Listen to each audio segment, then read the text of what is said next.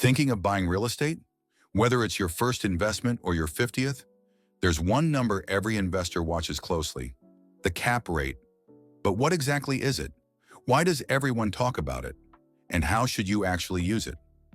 Let's break it down, step by step. Cap rate, short for capitalization rate, is a quick way to estimate the return on a real estate investment based purely on the income the property generates. It's a ratio that compares the property's net operating income, also known as NOI, to its current market value. The formula looks like this: cap rate equals net operating income divided by property value. Now here's a common mistake. Cap rate is not the same as return on investment, or ROI. ROI considers your cash investment, debt, renovations, and more. Cap rate, on the other hand, it's simpler. It ignores financing and focuses only on the property's income-generating ability. Let's say you're evaluating a small apartment building. The property generates $60,000 a year in net operating income. It's currently valued at $1 million.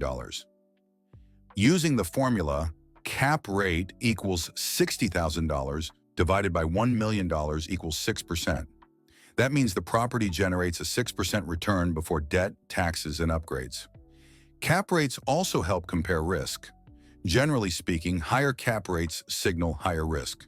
For example, a worn-down rental property in a struggling area might sell at an 8% cap rate. Meanwhile, a new luxury condo in a prime downtown location might trade at a 4% cap rate, lower but more stable and predictable. Cap rate is like a pricing signal. It helps you compare income potential across different deals and asset types.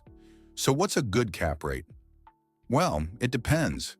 Cap rates vary by location, asset class, market conditions, tenant quality, economic factors, property condition, interest rates, and risk perception. An industrial warehouse in a booming logistics hub might have a 5.5% cap rate.